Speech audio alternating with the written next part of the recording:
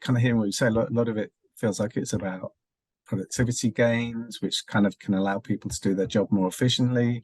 But there's also a whole host of kind of potential new applications which can stimulate people's creativity. So I've spoken to a couple of people who've almost been a bit panicky and been like, God, it's going to be putting me out of a job, but this AI. But it kind of, listening to what you say, it sounds like, at least in the near term, it's these developments are kind of they're not that they're actually almost the opposite of that. They're kind of an aid to a researcher's productivity, to their creativity, and actually kind of ultimately helping them find new and better ways to get deeper insight from research participants, which is what we're all tasked to do.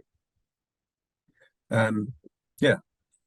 It's a really big question, which is probably very, very difficult to predict. But I think, people have been talking for decades about AI eventually possibly completely replacing large sectors of the workforce.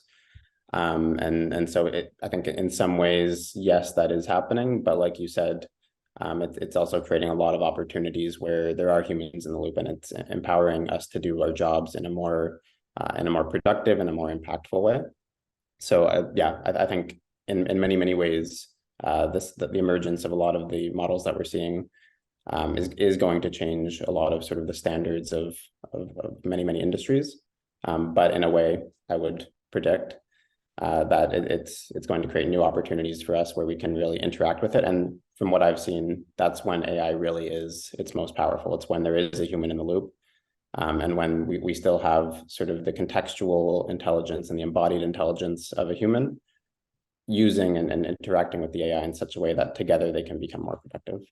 Yeah, well, that's very reassuring to hear, and very, very exciting too, I think, for all of us who work in industry. So I guess kind of the other thing I'm interested in, all of those kind of new applications and innovation you spoke about. If you had to kind of place a bet, I suppose, on kind of the one or two things that you think might make the biggest impact this year, what would you say?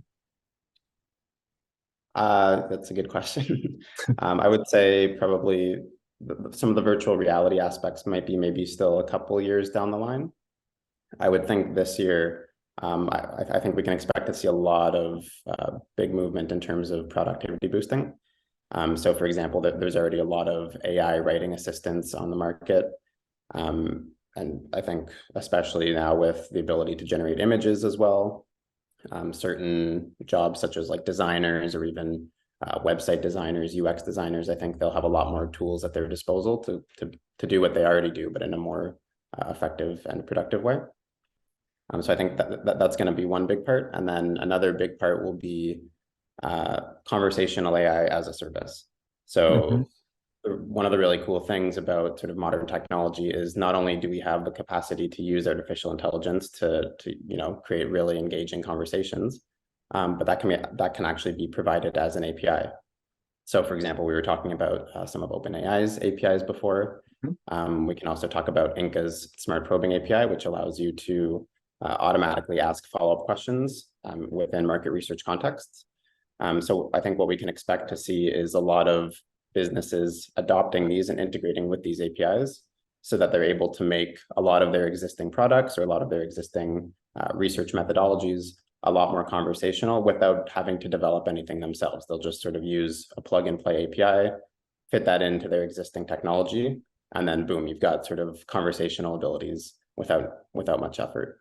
Yeah, brilliant, great, thank you. And you just gave a little sneak preview there of our latest innovation, Inca's Smart Probing API, coming to a survey near you soon. So we'll be telling people lots more about that in the coming weeks. So great, thanks very much, Josh. Fantastic, thanks, Phil.